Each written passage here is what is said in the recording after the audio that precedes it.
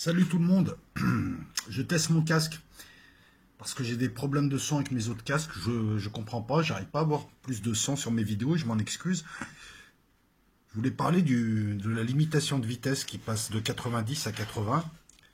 Je voulais en parler de manière intelligente parce qu'on connaît tous quelqu'un qui a eu un accident ou malheureusement quelqu'un qui est décédé suite à un accident de la route. Donc la limitation de vitesse qui passe à 80 nous est présentée comme une mesure permettant de réduire le nombre de morts et de blessés. Ce qui est vrai d'ailleurs, ce qui est totalement vrai, hein, on l'a vu avec les différentes mesures. Et c'est une bonne chose. Mais ça suscite quand même quelques interrogations. Ben oui, parce qu'on te vend quelque chose avec une raison, avec une bonne raison. Mais on rajoute l'émotionnel. Ben oui, à ce moment-là, si tu veux pas de mort, venez, on interdit les voitures. C'est simple. On met les voitures à 5 km/h ou à 10 km/h. Et des voitures électriques. Puis avec beaucoup plus de trajets proposés, beaucoup plus de trajets intervilles, beaucoup plus de trajets dans la ville, beaucoup moins coûteux comme ne l'est pas le train malheureusement. Et puis on interdit la circulation, ben là il y aura zéro. Si tu interdis la circulation des voitures, tu as zéro mort en voiture. Poussons la logique jusqu'au bout. Moi ce qui m'agace avec ce système, c'est qu'on te le présente comme une mesure pour faire baisser le nombre de morts, mais j'ai pas l'impression que le gouvernement, c'est ce qui l'intéresse en premier. Alors, pour rappel, il y a 20, 25, 30 ans, on était encore à plus de 10 000 morts sur les routes. À l'époque, c'était un peu n'importe quoi. Les voitures faisaient une tonne, les mecs roulaient bourrés, on s'en foutait, ça fumait dans les voitures, elles étaient pas sûres, elles n'avaient pas le niveau de sécurité et d'équipement qu'ont les voitures actuelles. Et c'est ça qui pose problème. Est-ce que vous avez déjà fait de la route avec une vieille voiture? À 80, tu as l'impression d'être à 10 000 à l'heure. Ah, moi j'ai eu une AX, qu'est-ce que j'ai eu encore? Une R5, une AX. Vous voyez ce genre de véhicule qui pratique en ville. Mais dès que tu commences à prendre l'autoroute ou la nationale, à 80, tu as tout qui vibre, hein, tu t'attends à décoller. Donc bien évidemment que ce genre de véhicule-là, qui se verrait assujettir de cette mesure,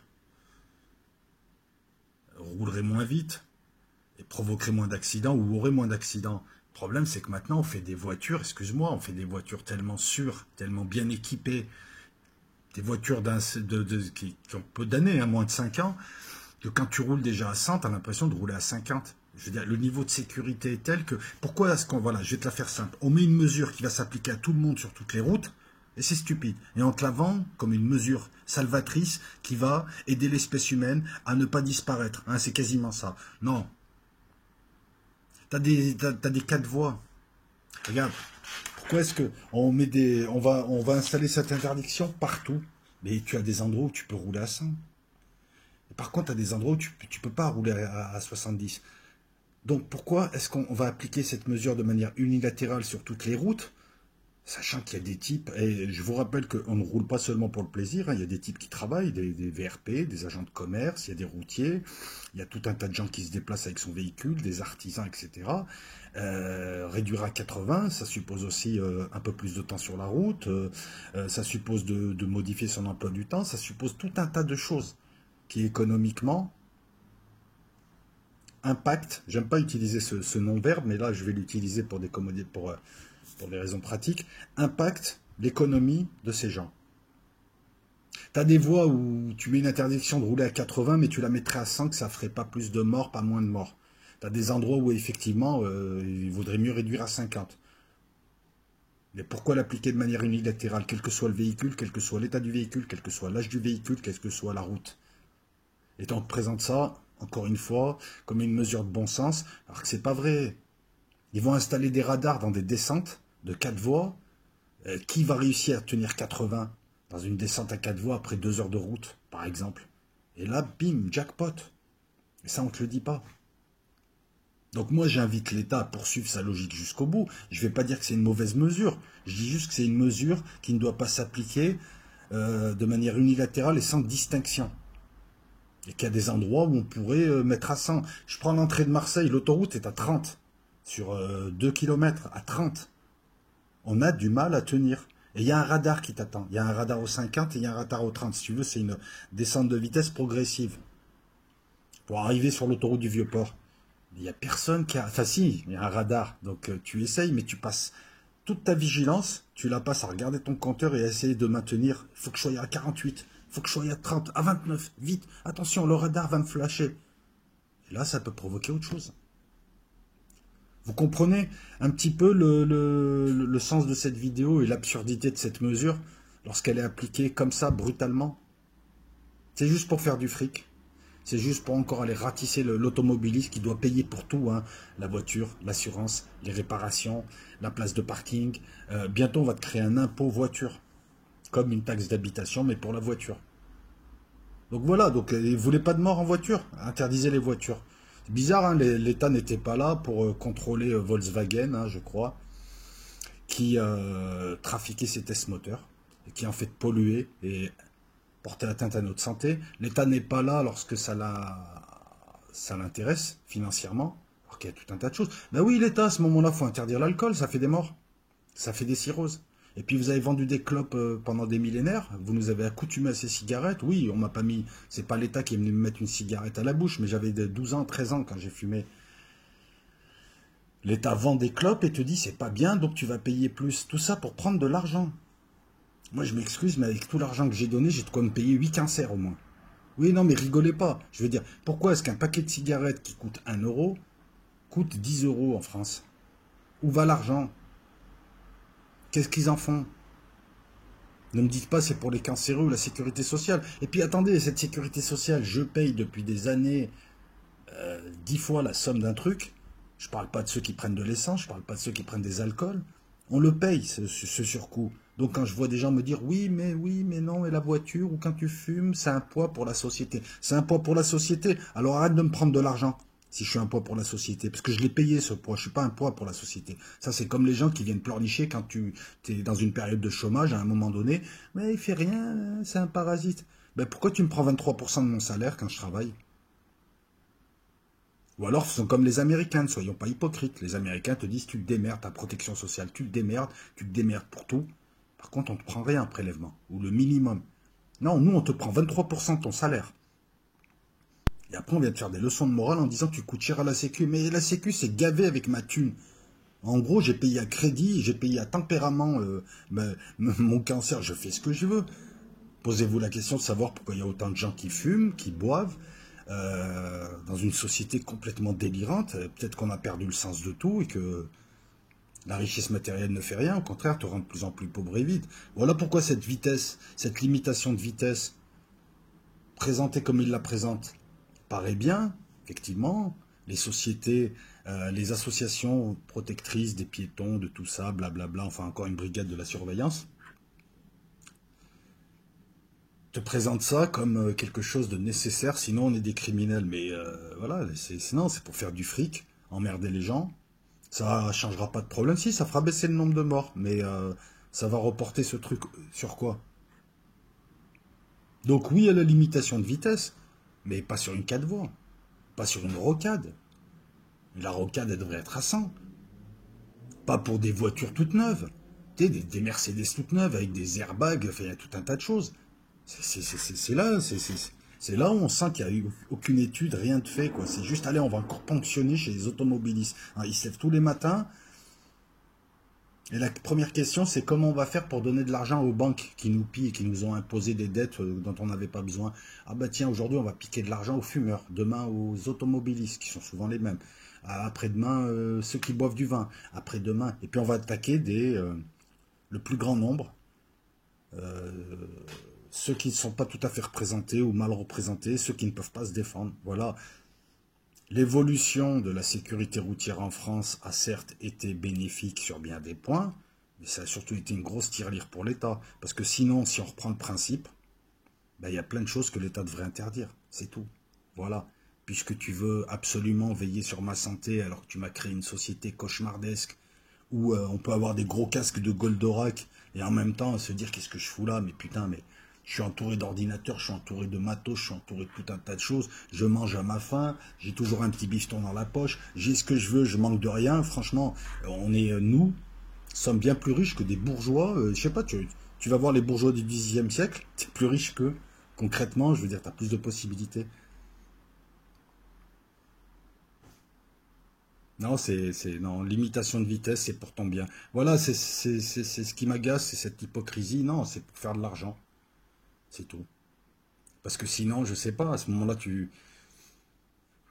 pourquoi t'imposerais pas un brevet il y a un brevet, hein, il y a un brevet qui se fait, je crois, dans les collèges ou les écoles primaires de l'auto-école. Mais pourquoi t'imposerais pas je sais pas, un brevet de conduite, des trucs gratuits aux gens, puisque tu veilles sur la santé des gens. Tu nous as créé une société cauchemardesque. S'il y a autant de gens qui fument, qui boivent, qui essayent de s'évader d'une autre manière, c'est qu'on est tous dans une grosse prison et chacun inconsciemment, hein, parce que quelquefois sa réflexion n'est pas aussi aboutie que la mienne, mais il se détruit à sa manière parce qu'en fait il en a inconsciemment. Voilà quoi. Ceux qui bossent, ils bossent pour payer des factures et ils sont obligés de suivre un cycle. Hein. Si t'as pas fait les fêtes, c'est que t'es un raté. Si t'as pas une femme, deux enfants, un crédit, c'est que t'es un raté pour les yeux des cons. Hein. Pour voilà surtout parce que franchement, voilà. Donc t'as un cahier des charges. C'est hyper normatif, mais pas dans le bon sens. En Allemagne, certaines, pas toutes les autoroutes, mais certaines autoroutes n'ont pas de limitation de vitesse.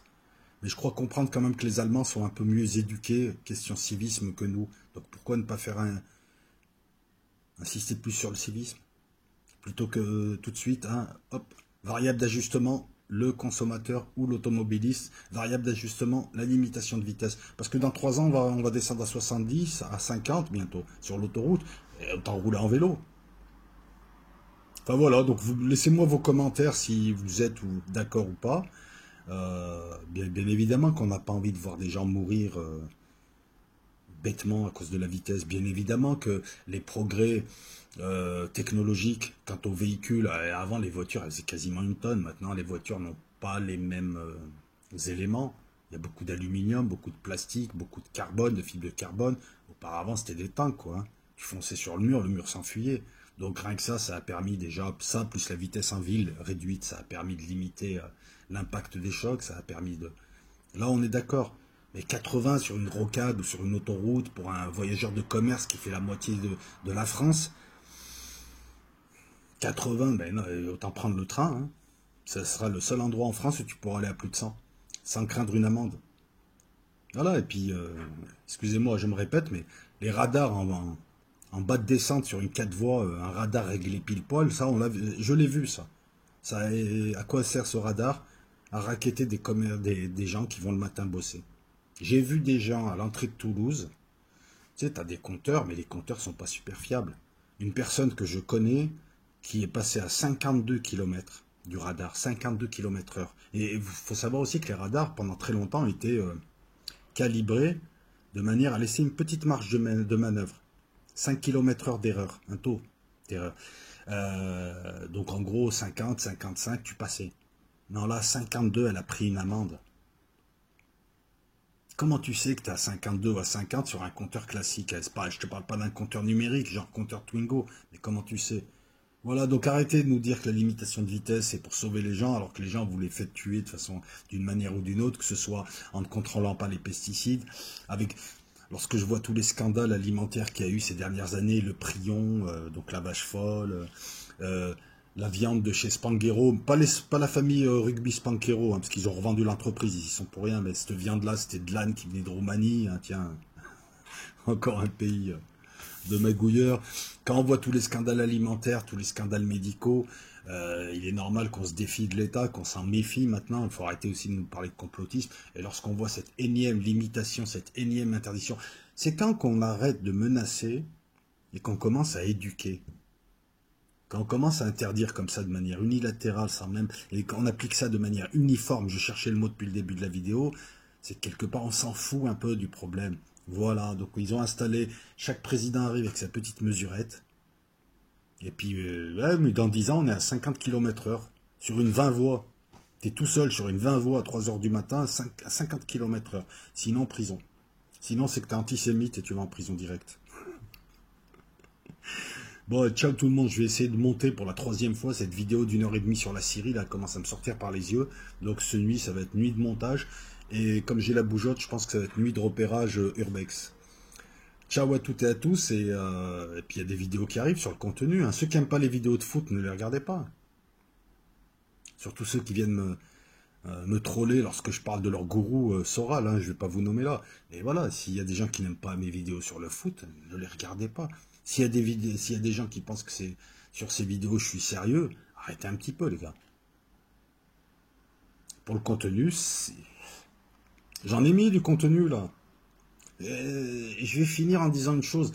Le public pris dans son ensemble est quand même assez contradictoire. Je mets une vidéo pour parler de Soral, je fais 5700 vues en quelques jours. Je fais, ça m'a coûté, c'est une vidéo, je vais être honnête avec vous, une demi-heure. Je l'ai quasiment pas écrite. J'ai vu les photos, je me suis vite détourné, c'est arrivé, le texte était là. 5700 vues. Je fais une vidéo sur le solipsisme qui m'a coûté une quinzaine d'heures, j'ai même pas 1000 vues. Je fais une vidéo sur le concept d'amor fati, attribué à tort à Marc Aurèle et qui en fait vient de Nietzsche, même pas 1000 vues, 1200 vues. Je fais une vidéo sur la criminée parus, on me la signale, bon, YouTube va vite la remonétiser, mais on me la signale.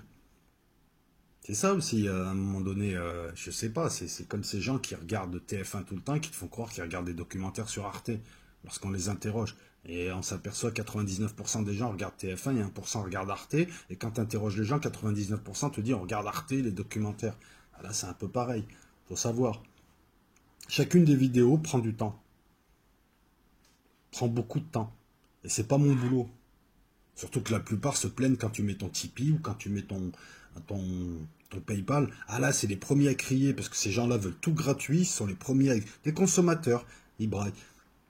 Vous voulez des vidéos de clash? Parce que moi, je vais être honnête avec vous. Hein, je vais être très honnête. Il n'y a pas un seul YouTuber qui ne regarde pas ses vues, qui n'est pas content d'avoir des abonnés, parce que c'est l'un des critères. C'est d'ailleurs le critère qui permet de voir si tu vas dans le bon sens. Plus tu es exposé, plus tu es content, puisque les gens en retour te donnent la force, te donnent une énergie. Tous les gens qui sont sur YouTube et qui créent, qui apportent du contenu, savent de quoi je parle. Donc voilà, donc pourquoi est-ce que je vais faire 25 heures? Alors rassurez-vous, je vais les faire. Là, j'ai une vidéo sur le corps et l'âme et l'esprit.